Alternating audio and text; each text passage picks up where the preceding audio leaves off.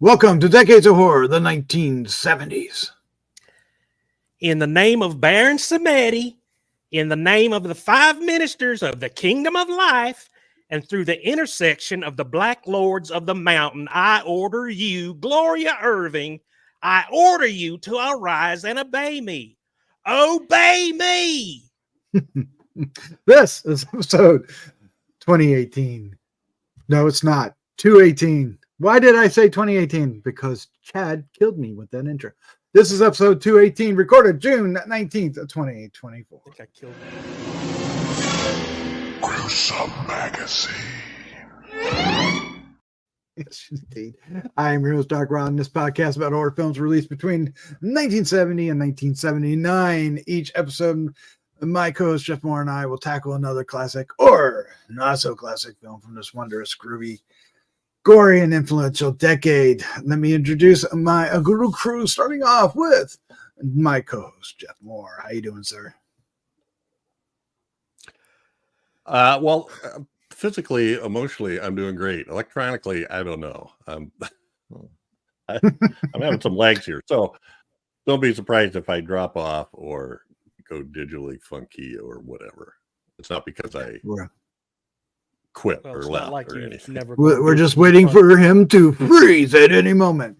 And speaking of freezing on frame, joining us tonight is Bill Mulligan. Yes, sir. Writer, director, special effects guru, and all-around nice guy, and a published author of the book Rome. Hey, I got my Kindle edition of it today. Really? I did. Oh, cool. Someone suggested doing a audio book, but I don't know. I'm not going to read it. Was that you? Yeah. Oh, okay. Well, we should talk about that.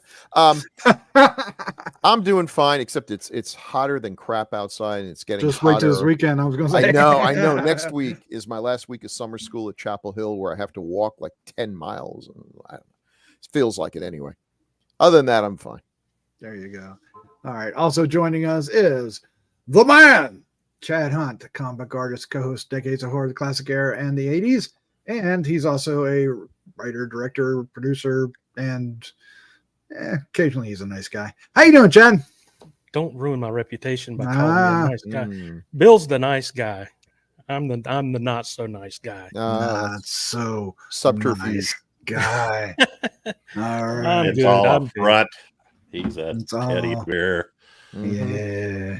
All right. Well, we are here to review the film Vengeance of the Zombies from 1973. That's right, Paul Naschy. Not being a werewolf, so that's cool. Yeah, we're excited to be doing that. What we're going to do when we get into this is we're going to share our first experiences watching this film, and then we're going to get into talking about all the cast and the director and all the shenanigans that happened in the film, and then we have feedback, right, Jeff? We do. Yeah, we do. All right. Where do we start? Do we want to just jump right? Let's go ahead and jump into the card. Boing. That's the dirtiest word I ever heard. It is. Yeah. That's the secret word. Vengeance of the Zombies, 1973, directed by León Klimovsky. Written by Paul Naschy, credited as Jacinto Molina. The cast includes Paul Naschy, Rami Mitra, Miller, Maria Costi, Aurora De Alba, Luis, Pierre Becerra, Antonio Pica, Elsa Zazabar, but we'll go with it. God. And Victor Barrera. I added consonants to that last name, and we're just going to go with it. All right. Production company is filming locations in Madrid, Spain, London, England. Filming dates are all of July 1972.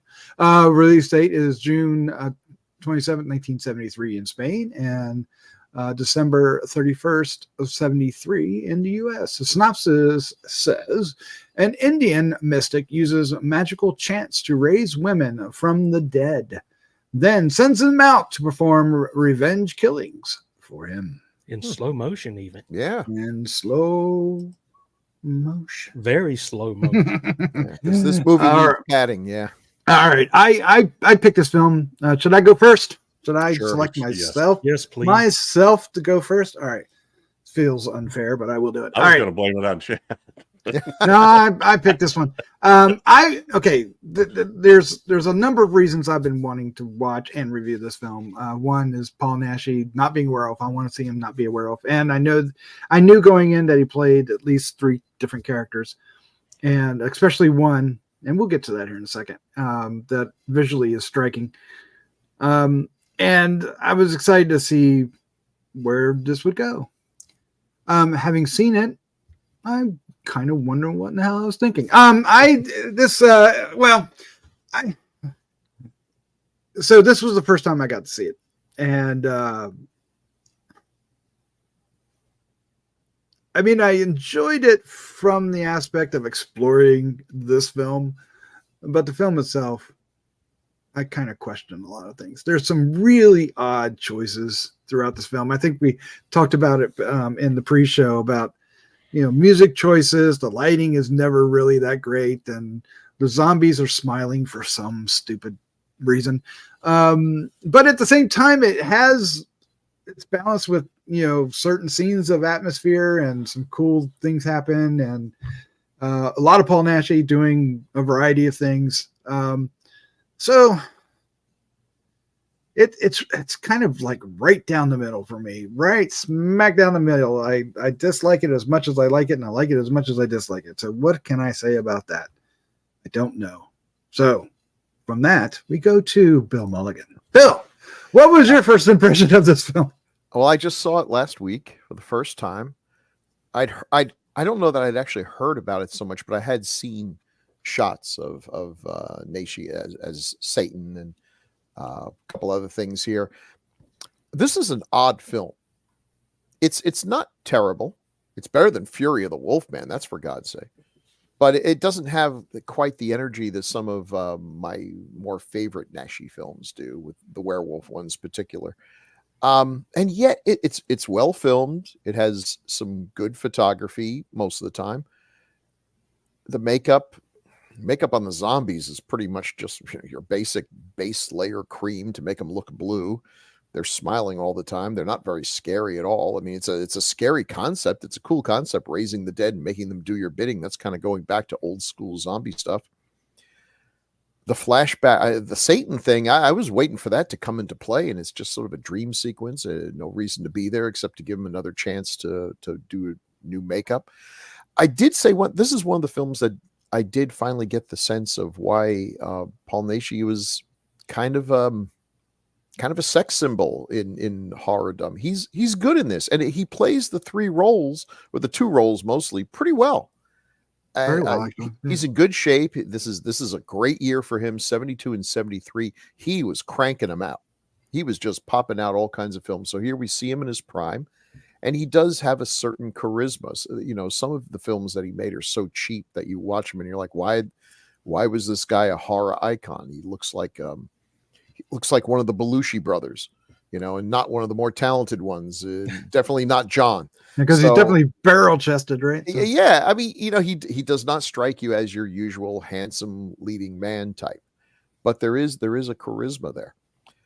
The music, I just if you haven't seen this movie, I just can't emphasize to you how odd the music is. The weird choices they have that don't seem appropriate for a horror film, at least not this horror film. But then occasionally it's almost like they're in on the joke. Like there's one scene where the music just sort of runs down, like the record player ran out of electricity and said, okay, that was sort of cool. It's just plain odd. It really is. And too many of the actresses look like each other, which, I have enough problem with faces as it is. One redhead per movie. That's my motto. Do not confuse me by putting in a bunch of women who look alike.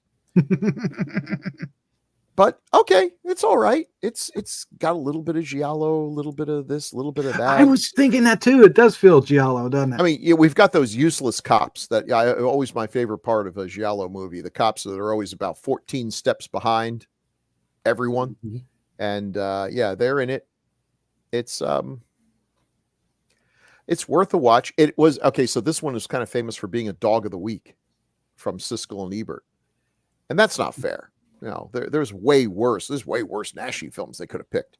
But I guess that was an alternate version where they did stupid stuff like flash red at you every time there was about to be a murder. That would get on my nerves real fast.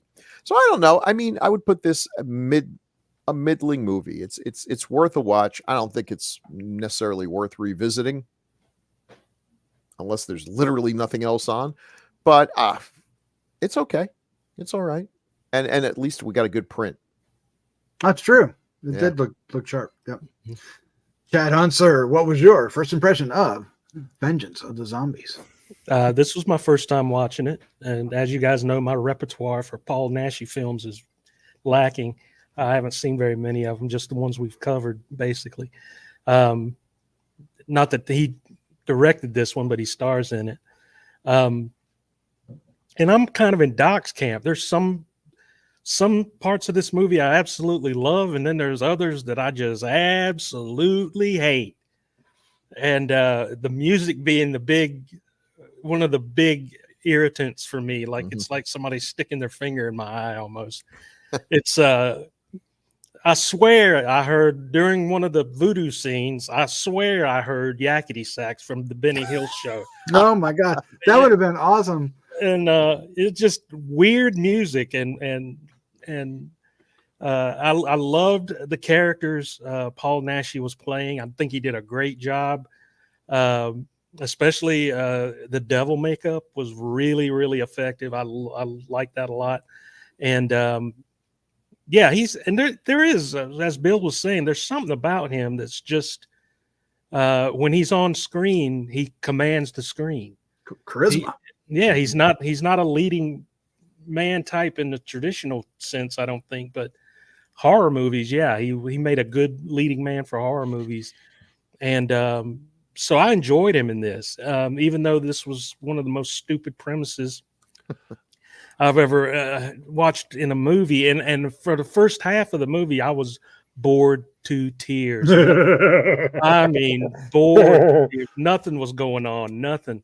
I mean, you saw the zombies for a little bit, and these were some of the worst zombies I've ever seen on film. They were half naked. That was a good thing, but as far as them being dangerous and menacing, they weren't at all. So yeah, I'm kind of in the same camp as Doc. I love it and I hate it at the same time. I'll never watch it again, but it's like Bill said, I don't know if I'll ever watch it again either, but I'm glad we watched it for this. There you go. I like that. Jeff, sir, what was your first impression of Vengeance of the Zombies? Well, in case anybody was wondering, this is in box 2 of the 2-volume set of Paul Naschy films from Scream Factory.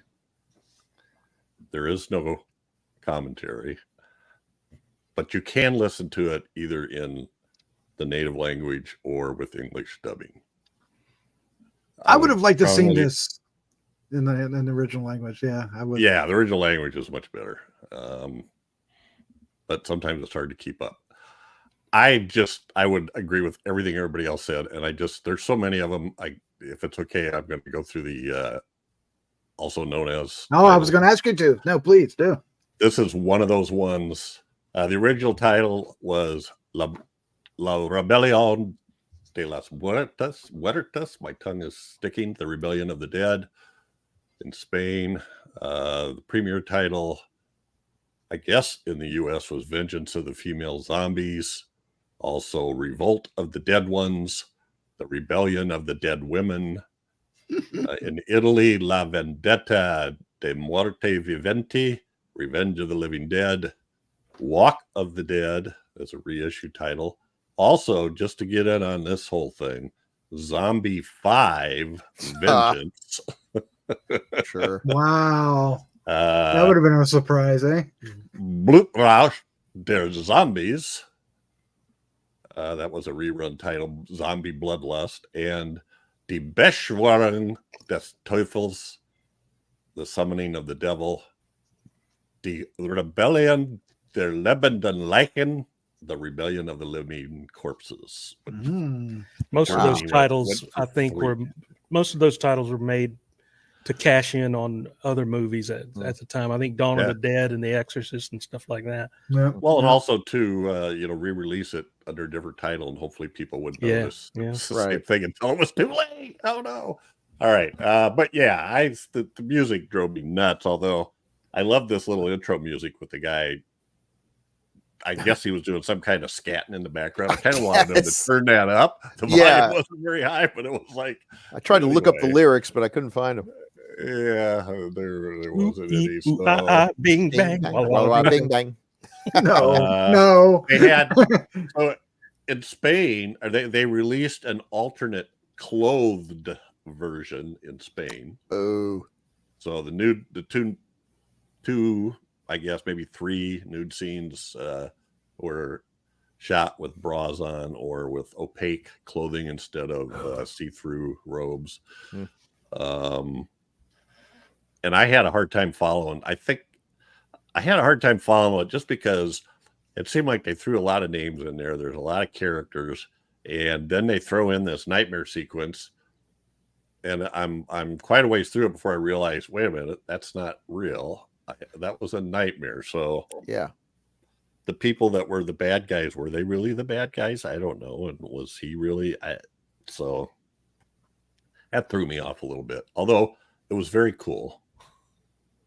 There are some good effects sequences, or I guess kill sequences, I think, with the knife and the sticking. Yeah, not bad.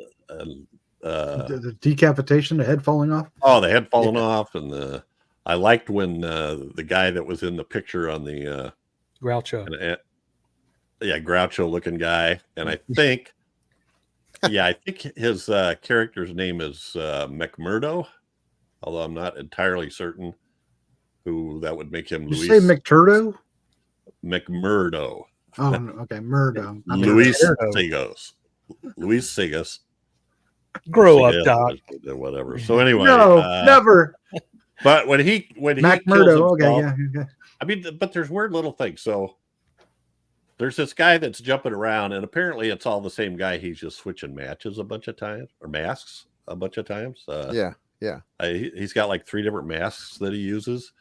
Has the same cape, throws on a black hat sometimes, and has these little wax dolls with a little really weird looking little red piece of cloth. Very giallo killer heads. Pours blood on them, and then it's voodoo, man. It's voodoo. Lights them on fire. He takes the doll of that guy McMurdo and breaks his head off. But I'm looking at that doll and I'm going, okay, why does that doll have a hat on? This guy isn't wearing a hat. It's got this little tiny little hat, like an. Well, he usually had a hat on, I think. Yeah. I don't know. Maybe it was his hair. Let's see. Maybe it was the hair. Yeah, maybe. I don't know. Yarmulke. But I thought it was great when he uncontrollably stabbed that knife in his own neck. Yeah. That looked good. Yeah, painful. That was good. So anyway, I guess I'm done rambling, and there's some good scenes in there. I thought the burnt face makeup, I don't know if that's what a burnt face looks like, but it was creepy. It looked good to me. But the battle, the little fisticuffs between Ty and Krishna was kind of not real impressive. But anyway, I don't know. I'm glad we watched it. Yep. Music's weird, effects okay, except the zombie makeup and the zombies just were weird. Did you notice the zombies, when they rose out of the tombs, they had like see-through gowns on? I did notice that. And then later, when they're walking into a building, they no longer have those on. They have something on underneath. It was cold. I just assumed that was some of them put shoes on. I noticed one of them had shoes on suddenly. Well, women. I mean, they were more brides of Dracula than they were zombies. Okay. Yeah. I could see that.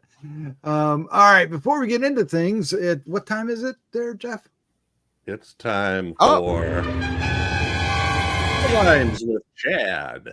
How can that be? With this many alternate names, there must be 1,000 taglines.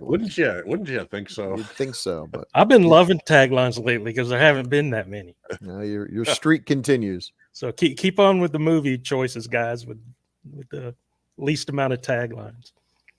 Taglines for whatever the name of this movie was are as follows. A modern day gothic tale of horror and fear. Yeah. Okay. Sure. Okay. They like their meat rare, blood rare. Oh, that's just stupid. And Yes. applies like it. Yeah. Were they Yeah. eating meat? I Yeah, I don't think so. It's implied, but I never. Yeah. Very implied. And this sounds like something Frank Sinatra came up with. You'll never want to be alone again. Ring a ding ding. I walk Oh alone. my God, hilarious. You crazy zombies. I gotta be me. You crazy zombies, you. I love it. I love it. All right. Zombies in the night. Exchanging glances. So, oh yeah, Oh, almost that forgot. was. And that's been taglines with Chad. Chad's our hero, cool and rad. With him reading taglines, they can't be that bad. Oh yeah, Krista. Absolutely my favorite part. That little thing at the end. Dun dun dun dun. dun. That was sort of like the music in this movie. Yeah, kinda That would have been It like was, during kinda. a scary horror scene. Dun dun dun dun dun. Yeah. With We have to start saxophone. going dun, With dun, saxophone. dun, dun. Yep. All right, let's take a look at some of these posters, shall we? I love the part where Alice Cool Cooper poster. kills a guy. Yeah. Alice Cooper kills a guy. Is that what you said? Yeah, it looks seems to be. I could not find what I thought was a real poster for the U.S. with that title. I couldn't find one. Well, it's missing the S on that one, isn't it? Because it's zombies. not Yeah, and zombies. I don't think that's a poster. I think that's like a fan art or a cover or something. Yeah. Or something somebody made later. Could be. I don't Could know. be AI. Who knows? Now that looks fun. Yeah. Yeah. That looks great. I wish I see. That's what the zombies should have been doing. Looking spooky at least. Mhm. I know. Not like- why aren't they Not like a smiling? pajama party. Yeah, we'll get to that. We'll get to that. Oh my gosh. Smiling. And this is one, but kind of gives away something. But Yeah. at the same time, it's really nice art. Yeah. It's Yeah. not bad. Nice art. That's the Spanish. So that's You reminded me of Fibes with that makeup. Yeah. Oh yeah, yeah, yeah, yeah. I didn't even think about that, but kind of does. But I mean, he was not this look, but the other look when he had the long hair and it was swooped on the. Yeah. He was rocking that hair, man. Yeah. He was rocking it. All right, so let's talk about Romance Leon. novel. Paul Yes. Naschy. It was right. Yeah. Leon Klimovsky, gosh, I'm stuttering over his name. Has directed a few. And a lot of them were Paul Naschy films. Yeah. One of my favorites, right? Which Werewolf and the Vampire Women? Oh, I love Werewolf of the Yeah. I Vampire. started to watch that today, but I didn't. Woman. I'd had a mouthful or an eyeful with this movie. Mouthful. You gotta get dole the these scenes out. mixed up. Yeah. Oh, you will too, because you won't know. Well, no, I saw that in the other movie. Oh my gosh. But yeah, he made quite a few. He also did Dr. Jekyll and the Werewolf. Mhm. I'm trying to. Some of these I have to get. Vampire's Night Orgy. That's great. Dracula Saga, which you have on there, right? Of course, you got a La Saga. The Saga. Oh, you got Vampire's Night Orgy in there too. Yeah, yeah. Dragonfly for Each Corpse. What an interesting title. That's a giallo, I'm sure, or at least wants to make us think. Is that a Paul Naschy? Strange Love of the Vampires. So yeah, did a lot of stuff. It's funny. For some reason, I had stuck in my head that Paul Naschy basically directed all of his films, but he actually did not. Mm. He was more than I think he- happy to write them and act in them, which is Right. I right. totally Wrote most of them. understand. That's a lot of roles. It's an Yeah. awful lot on your shoulders if you're writing, acting, and directing. Especially when you play three different characters in one movie. Right. Yeah. So he was born in 1906 and lived to be 90 years old. Done, yeah, or just shy of 90. Founded Argentina's first film club in 1929. That's interesting. So yeah, he contributed quite a bit to the genre. He did indeed. And of course, Paul Naschy himself, which we could talk for hours. I just was looking at kind of in between, this time, 1972 and 73. Like I said, a lot of stuff was coming out. And I have a feeling Cemetery Girls might be one of the other films just retitled. I think, isn't Night of the Howling Beast the same as Werewolf versus the Yeti or whatever? It's possible. Yeah. Anyway, there's a lot of retitling. I wonder if anyone ever went to like a triple feature of films and discovered it was just the same Paul Naschy film with 3 different. Oh my God, wouldn't that be? Like it burned down the theater. Awesome. Oh my God, that'd be awesome. Great titles though. Hunchback of the Morgue. Like it's like Mad Libs. They're just putting a bunch of stuff into a fishbowl and pulling them out. I don't know Blue which Eyes one. of the Broken Doll is one of his giallos. Yeah. Oh yeah. Dr. Jekyll versus the werewolf. Wouldn't you want Mr. Hyde to fight the werewolf? I think. Oh, good point. Dr. Jekyll Good point. wouldn't have much of a chance against the. Yeah. Well, you never know. Maybe he turns into the werewolf. Yeah, that's what I'm wondering. Did he play Dr. Jekyll and then he turns into the werewolf? Because no. Well, he plays Mr. Hyde and he plays the Wolfman and he plays Waldemar Daninsky. Of course he does. Yeah. He's also the gaffer and the best boy and and the devil. Yeah. Yeah. Well, Waldemar Daninsky he plays his Larry Talbot. So. But you're right, though. If I need someone to fight a werewolf, it would definitely not be Dr. Jekyll. I'm going to throw a test tube at him next. Yeah. Take care of him. Oh my gosh. It's funny. Right, it's funny that he made that move because when you think about it, our idea of the werewolf, our traditional idea of wolfmen and werewolves and everything is basically 100% a ripoff of Dr. Jekyll. That's not the traditional legend of werewolves. Some tortured guy who's like, oh no, I hope I don't turn to a werewolf. No, the werewolves were like vampires. They wanted to be werewolves. They actively sought out being werewolves. And it was only when we did the Wolfman that we got into this whole idea of, oh, the poor guy, he doesn't want to be this. It's a curse and everything. So the werewolf of London. But it's interesting because in the poster for Dr. Jekyll and the Werewolf, it looks more like Lon Chaney's. Yeah, it does. Werewolf. Yeah. Universal. Oh, absolutely. And Dr. Jekyll looks more like Oliver Hardy. So yeah. All right. Well, in this film, we are treated to 3 different looks and characters. And oh my gosh, and there he is being, a sex idol. There we see him in all his barrel-chested glory. Yeah. And there's him being Satan in the dream, which is a marvelous look. I'm really impressed with that look. And then the, spoilers, the brother of the one at the top, who apparently was thought to be dead in a house fire, but lived and now wants vengeance. There's the plot. But it looks really cool, especially, they have this little loop of hair gone too, which really just sells it a little bit further. Which I imagine they did by shaving his hair off in that area. And looks like might have. Sure. Yeah. Let's film this part last. Yeah, they did have one scene where they used a split screen and had him in the scene with himself. I was impressed by that. They did a good job of that. They're cousins. But he looks more like Chad instead of Dr. Fives. But I mean, this probably saying the same thing. He looks more like House of Wax. Yeah. But it's really the same thing, right?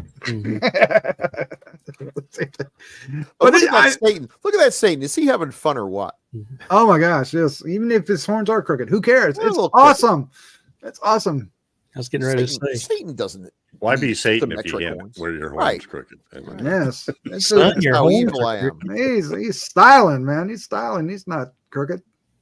But so this is why I picked the film, because of these 3 roles. I wanted to see this film because of this. And I had seen snippets of it, so I knew the dream sequence. I think you can catch by itself out there.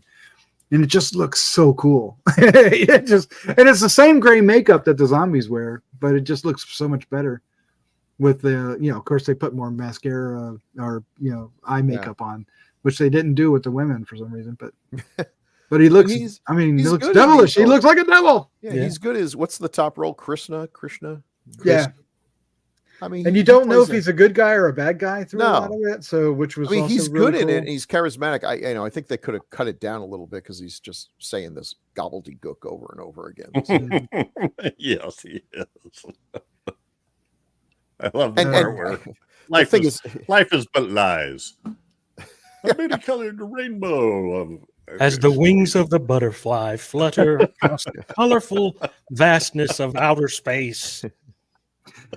Wait, what? But I like the reveal that he was being controlled by his brother and everything. I mean, I thought there were aspects of this film, and I think Chad, we were agreeing on this. There are aspects of this film that really are interesting and work, but then some of it just kind of undermines it all. And I think most of it might be the zombie ladies. But you don't know what's going on when he goes into those like little convulsions where he's got pain, and then magically a little bit he lays down and he's all better later. And you really don't. There's no tie-in that shows his brother doing anything to him, or not until later, right? Yeah, sticking a doll or something, or whatever it is. But and they killed a live chicken. They did. Yeah, that's true. They did. We can't say no animals were not harmed in the making of this film. Yep. In fairness, he's a chicken. I mean, and squoze the blood out of it. Squoze it all out. But they sure did. Chopped his head right off. And it went. Yeah, I like. What is it? The Zombie Movie Encyclopedia. Peter Dendel called it a plodding and unengaging zombie mystery. He's not too far off. Although I would say it's a little bit more. Unengaging. I think it's a little harsh. Yeah. It kept my interest. I mean, again, considering our first Naschy film was Fury of the Wolfman, and that was a plot. That was getting through. That was took some endurance. This moved. It had some good stuff. You weren't sure where it was going. I kept waiting for it to all come together, and then the ending comes and everything's resolved. It wasn't quite worth the payoff. The payoff wasn't quite worth the journey, but it's not terrible. The bumbling cops show up just in time, as usual. It does have a Giallo kind of feel to it in that respect. They show up, shoot the guns, and then leave. They do. They just get let's go. It's all good. Told you guys it was the devil. Get in the car. Let's go. Yeah. Well, we know the one you. I'm sorry, Jeff. Go ahead. No, I'm sorry. If you're still going, I had a that you did glitch on this. Okay. Well, it's why you have to look at ratings with a grain of salt. So Dread Central and Bloody Disgusting both gave it 4 out of 5 stars. That's generous. One of them calling it sexy, erotic, scary, and disturbing. Vengeance of the Zombies has it all. And the other one saying it's an exemplary reason as to why we should celebrate forgotten films. It manages to play off of its unoriginality in the most entertaining way possible, catering to fans of deliciously cheesy cinema. Who wrote that review? Brian Naschy? Brian Naschy. I don't know. And then DVD Talk says Naschy likened the movie to a drug-induced nightmare in his autobiography, and it's every bit as odd and incoherent as that suggests. That's the most honest review we're going to get right there. Yeah. I think he knew what he. That one I like. The DVD Verdict called it enjoyably bad. So, what strikes me is when I'm listening to them when it's in Spanish and I'm reading the captions or the subtitles, it doesn't come off near as screwy as it does when I listen to the dubbing, because stuff just doesn't. And not only that, you guys probably noticed it. I was trying to glean quotes out of this, and if you listened. As usual, which we know by now, the dubbing and the subtitles were different. Yeah. And sometimes that happens a lot. Well, and I think the dubbing, again, they're trying to match the the Yeah. mouth movement, yeah. and I assume the subtitles are more of a straight translation, but yeah, it happens a lot. And so when I'm trying to write the quote down, I'm like, well, which one should I write? Can I mix them up? Anyway. And then there we got No some one pictures. else cares. No one else cares. Okay, this is his henchwoman, Yeah. Kala, who wears gold makeup really well. She Yeah. does. She does. In the nightmare that doesn't really happen. Yes, nightmare that That's doesn't really happen. Myrta Miller. She's And she- beautiful. I was going to say I liked Very her. I thought pretty. she was good, and I was actually surprised that when the two of them were tied up together that they just off her and that was it. They were done. Yeah. Like, I mean, the burnt version of Paul in this one, he just kills anybody that looks at Yeah. him with a squinty eye, and he's He does. Well, yeah. So I thought it was weird when she does her nude scene. She's laying on the bed, and he comes walking in, Krishna, and peels back her top. And when he's doing that, she's just not moving and staring at him really strangely, to the point where I was thinking, is she looking at the cameraman over his shoulder or something? And it just didn't, her eye, just the way her eyes were going, just didn't look right, And the fondling was really weird. It wasn't very. Yeah. sexy. It was. No, it wasn't. He just reaches up. Mm-hmm. And, It's Yeah. like, Yeah. like a That was 13-year-old would. That was take Isn't that erotic? 453, by the way. Yeah, it was a little strange. I mean, the other one was a little better with the with Rami, who will. Yeah, 2 minutes later, after he had sex Yeah. with her, and he goes and has sex with the other girl. whose eyebrows bothered me the entire film. Oh, really? I didn't. Yeah, it just really bothered me. Wrong Not word. that they're bad or anything. Just really, it just with the features she They're had hardly such, there. She had such strong features that eyebrows would have helped. Yeah. Eyebrows softer often face do- could've- Yeah, right. She's kind of ahead of her time now because this is the look most people have nowadays, isn't it? Yeah. Well, And for the most part, I liked her. I thought she was interesting. But she just kind of got wishy-washy around halfway through the film. yeah, As she's Bill kind of says, there's some passive. interesting choices. Yes. There's that one where he's like, she says, we should call the police. No, don't call the police. Never call the police. And she goes, I don't know what she does. She kind of pats his hand and Yeah, smiles. she's like, oh. That's the response. I don't know. It just seemed really weird. Is that Yeah. what you do? You smile when your partner freaks out. Sure. There was a lot of weird dialogues there too, where she, like right there at the bottom, when Susan is whispering it into her, warning her about Krishna. You want to see a dead body? And the next scene, Krishna walks in. She goes out with her. I love you, Krishna. I have to tell you that. I love you. That's all you wanted? I guess that warning worked. Huh? Yeah. And while you're doing that, somebody's chopping off her head with a giant. That was a scythe. good scene, though. That Yeah, was a it good was. scene when she walked in and like, what are you saying? And then she just goes flop, or it just rolls right off. It was great. Loved it. It's got to be good to be the screenwriter when you're also the main actor. It's like, okay, so in this scene, the beautiful woman tells me how much she loves me. And then she takes her shirt off. Then in the next scene, you're like, wait, what? Does that really advance the plot? Now- Yeah, trust me, it advances the plot. Moving on. And here the beautiful woman is laying in bed, and I get to come up and pull her top down and grasp her breasts. We don't really have a love scene. I just grasp her breasts. I know. Do they even kiss, or is he just kind of fondle? Well, it cut to another scene. Yeah, I think he leaned in to kiss her. Yeah. It never happened. Radio Goo Goo, Radio Gaga. He just tune in a channel. Yep. Yeah, I don't know. But it's just strange. Probably very close to reality with a lot of these holy. Oh, so. oh my. I don't doubt harsh. that. All right. So one of the things we complained about for the past 40 minutes is these ladies. Now, at times, I thought they were effective at times, but if you look at that bottom picture, when that happened, not effective at all. That was part of the nightmare. Yes. Well, it was also they would do that when they show up later too. Yeah. Because at the top one, she's smiling. That other one on the right smiling, and the one on the left is smiling They're too. all smiling. They didn't need to be shown in daylight. That's for sure. Right. Right. No, Yeah. no.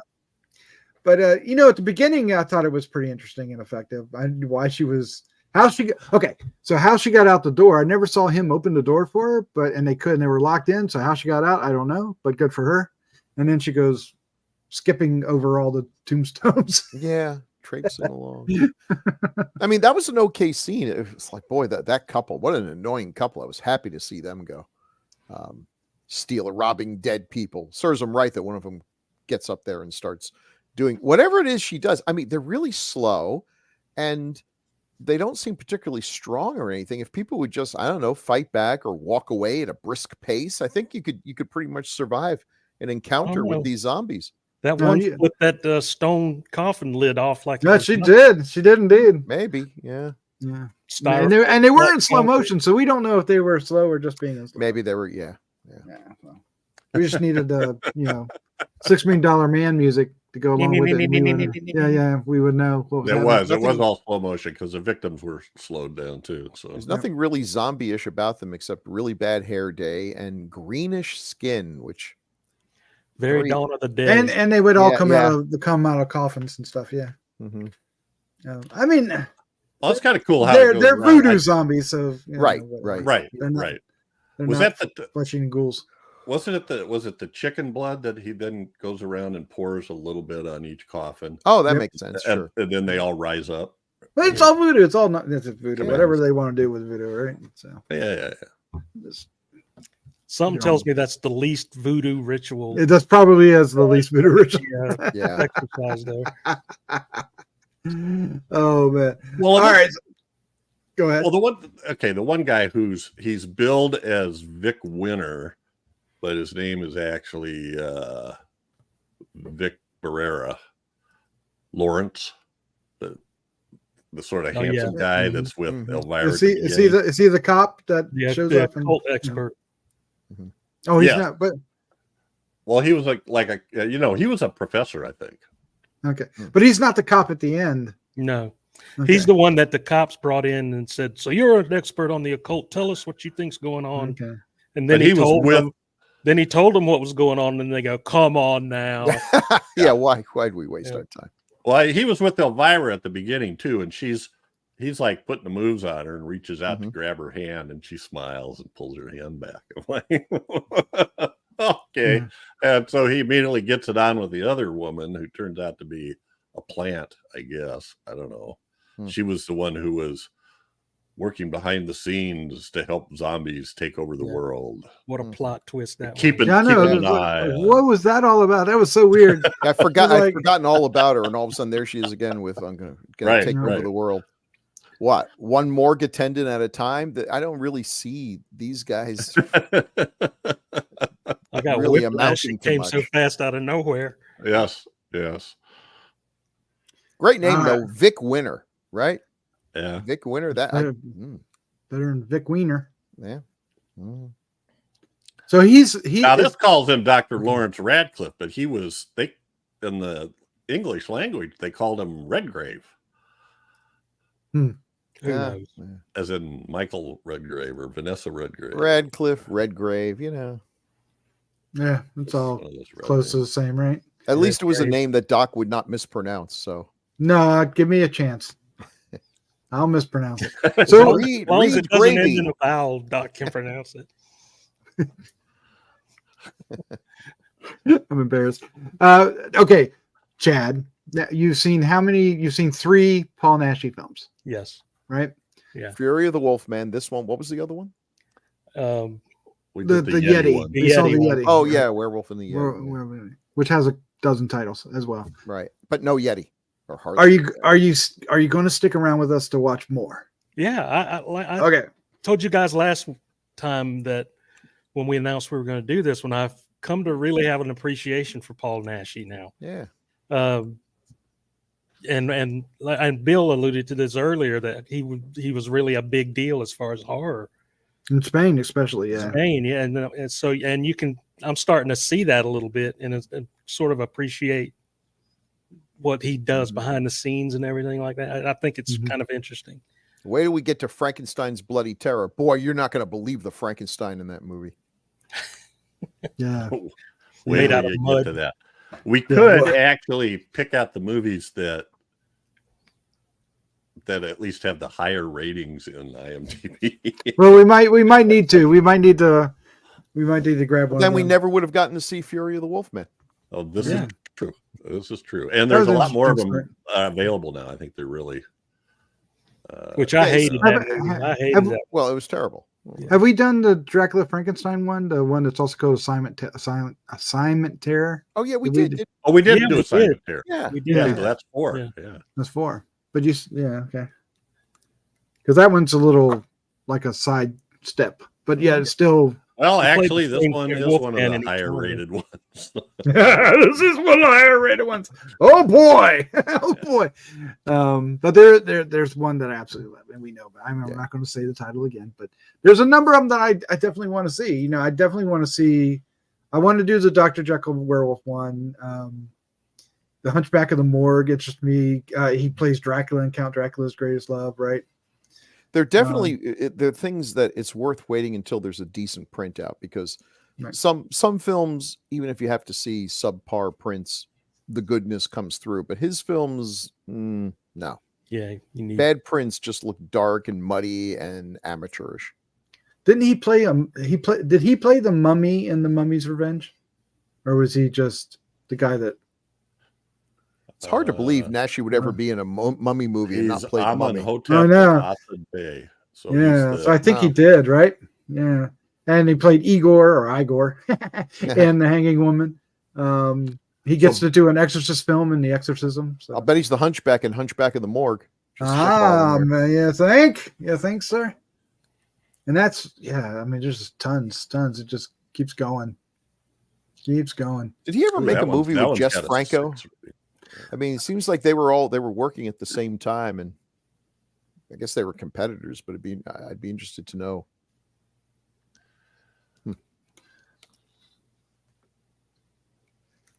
I don't know.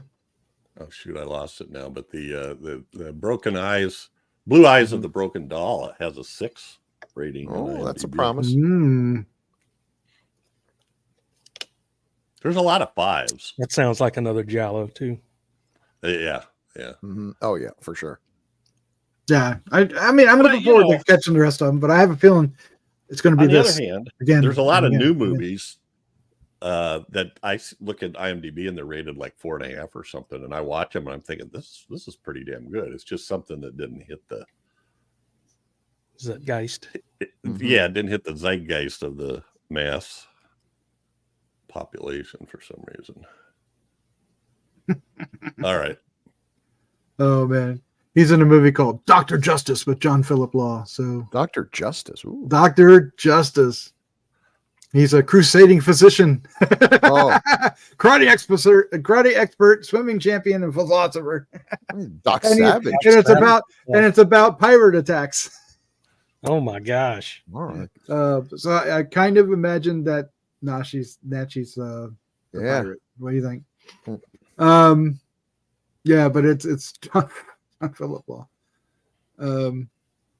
Yeah, we got it. We need to get more of these. All right, guys. That, if you believe it, is our look at The Vengeance of the Zombies. I'm sure there are many of you out there that are adamant Paul Naschy fans. I'd love to hear what you think. What did we miss? What is there some underlying something that we didn't quite catch? I don't know. I feel like we have a good beat on this one. Me too. Yeah. We've been doing this a long time. But like the Rami, who is known by one name, it is Romy. But did you notice in the opening credits they have 2 M's? Yeah, they have 2 M's, which is interesting. So anyway, some of these I'm looking up. There's nothing even she has 18 credits. I looked up Marta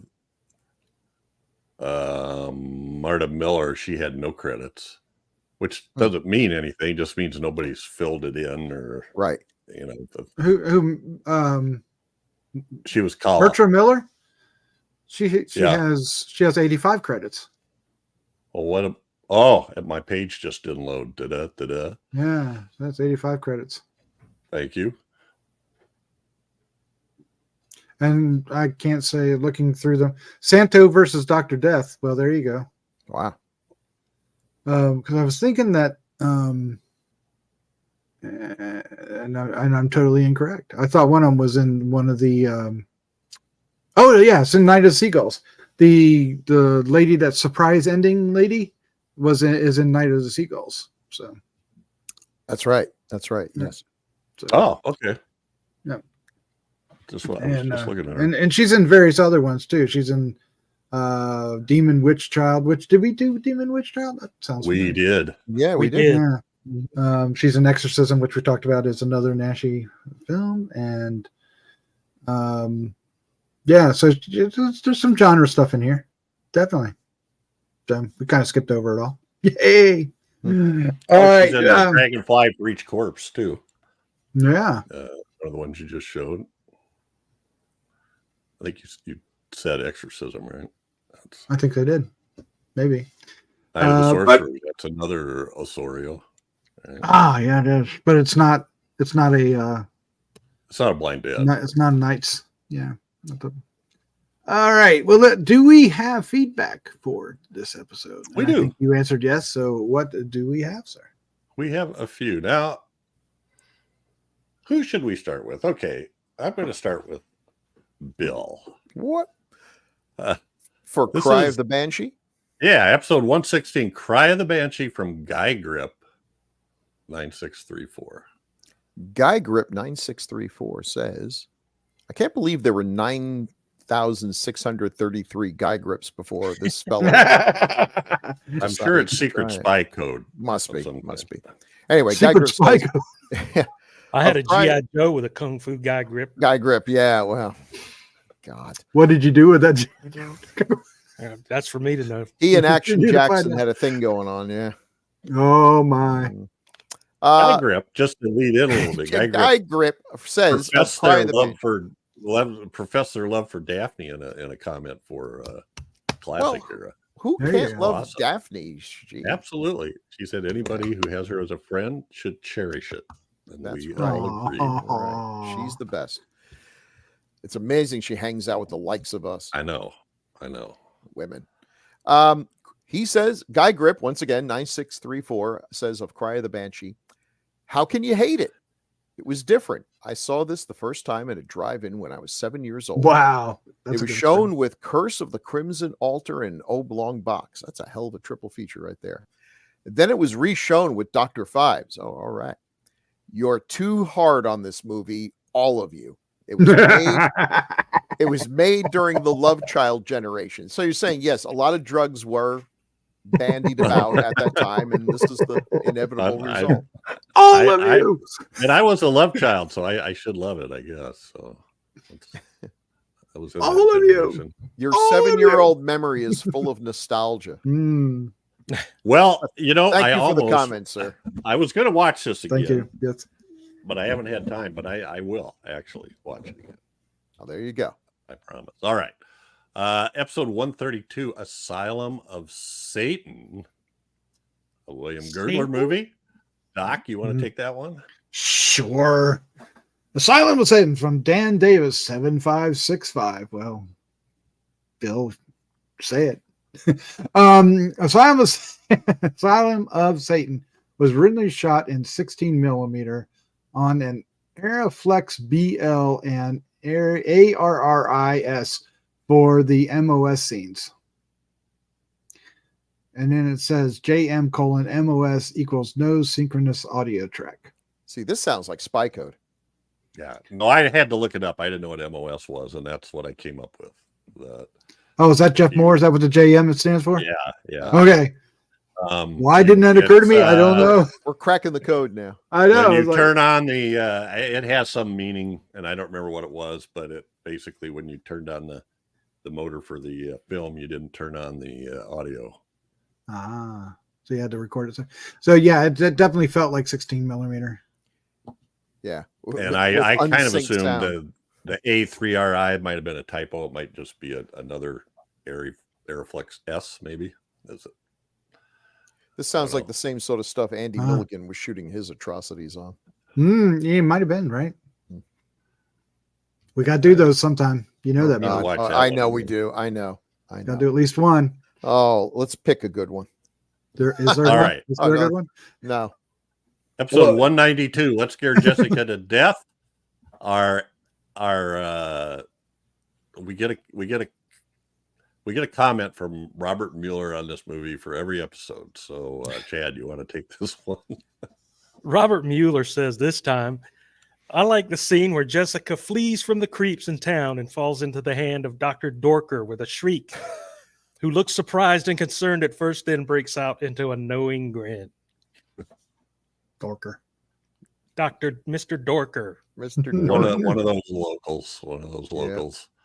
And then we have one from Robert Baker for episode 216, The Alien Factor. Bill. Alien Factor. Robert Baker says, get a real kick out of this movie. You guys should cover Night Beast sometime. Dolar aliens were entertaining things to watch on screen. Gotta respect, at least he made the attempts to pay homage to the old Space Monsters movies. I agree. Yes, he did. Yeah. Yes, he The did. love comes through, even if the competence isn't quite Well, there. I mean, that element of it makes it entertaining Yeah, by yes. itself, really. to be honest with Absolutely. you. I would hope that people look at the movies, if they ever do, the movies that I've been involved with the same generosity of spirit, knowing that we did the best we could and we really enjoyed ourselves. The stories and the premise are good. Mm-hmm. Just needed more money. Yes. All right. Episode 217. Thank you, Robert, by the way. Episode 217, Mark of the Devil from John Black. John Black. You know John. John Black. Yeah, I haven't heard from you in a while. Good to hear from you, sir. He says, I'm old enough to have seen this one in the theater. Wish I'd kept that vomit bag. As long as you didn't use it. You can Don't borrow we all? Doc's. Don't I have we all? one. I have Yeah. one. I don't know how I got it at a convention or something. It's probably a fake. And by the way, Mark of the Devil just went public today. What time is it? About 8 hours ago. One from Mikey Z on Mark Mikey of Z. the Devil. Mikey Z says, bloody tongue lashing or tongue removal was a bit much, I thought. I don't remember all the hoopla about this that Night of the Living Dead produced. This film was a case of cover your ass on full display. This makes the play of the Crucibles seem quaint. So many literal backstabbers in this film.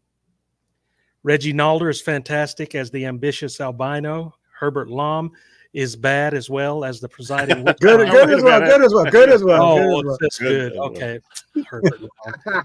Okay. well. Herbert Lom is good as well as the presiding witch finder, who to me doesn't really believe all of those accused of witchcraft are guilty. No. Udo is miscast, badly dubbed, and has no chemistry with the character. Udo doesn't have chemistry with anybody he's ever been in a film with. He's like unto himself. He's in He's his own aloof. world. Yeah. He has no chemistry with the character played by Olivera Catarina, who does a good job here. I wonder why, wink, wink, nudge, nudge. By the way, Vuko reminds me of Kate O'Mara from the Hammer films around the same time. Oh, yeah, I can see that. Okay. This was definitely a product of early 70s exploitation. Gratuitous sex and unneeded violence galore here. Piercings with blades, knuckles mangled, and other nasty devices are employed. Still, the West German typography is beautifully captured by Ernst van Kalinke. Didn't see any bees flying about in the majestic countryside. I must be thinking of some other 70s film, I guess. Great podcast, guys. Wow, he's shameless. Oh, wait a minute. Did you say Ernst von Kalinke? No, Oh, okay. I don't think I did. If you did, awesome. Yeah. Ernst von Kalinke. It does sound like a badass. Yeah. And last but not least, Ralphie boy. Ralph Miller, who says, if anyone looks demonic, it's this guy, which he's talking about the feature image we used that had Reggie Nalder pointing out of the screen. If anyone looks demonic, it's this guy, Reggie Nalder as albino. Guys like him can kiss my wild donkey. Referring to the quote. That's a bit harsh, Ralph. Wow. Kiss Well, This is a he's family referring to the quote, podcast. right? Where the guy disguised the little something as a little donkey. Yeah. And if you're listening to this and you don't know, albino is his name, not a description of him. That's right. Yeah, it's actually a terrible nickname for a guy who is no more pasty looking than I am. So I don't know. I don't know. They just everyone Maybe gets a nickname maybe in that town. Maybe it's a name Everyone. somewhere. Well, was that his actual? But was that his actual name I don't know. That's in the only- movie. Yeah. in the That's movie? the Well, thing in the we got movie, for it. yeah. That's what they called him, but we don't know that. Yeah. Yeah. You could have called him Scarface, but that was a little too on point. All right. Well, we greatly appreciate your comments. Thank you. Please send more. And how can they send them, Jeff? They can send them to feedback@gruesomemagazine.com, or you can make comments on the Gruesome Magazine YouTube channel under each episode. Absolutely. And we And appreciate those. And if I you- pulled some of these from Facebook, actually, from our Awesome. Facebook group. Nice. And we skipped over this earlier, but Play Now Media, do you have anything to say about Oh, that? we did skip over Yeah, that. we did. Oh my God. How could did I accidentally delete that section, or we just skipped over it? I think I just deleted it. Zoom. I think I deleted it. Anyway, so Gruesome Magazine, Decades of Horror, partnered with Play Now Media. And in fact, Decades of Horror in the 1970s is on the Wicked Horror TV channel. And you can watch those.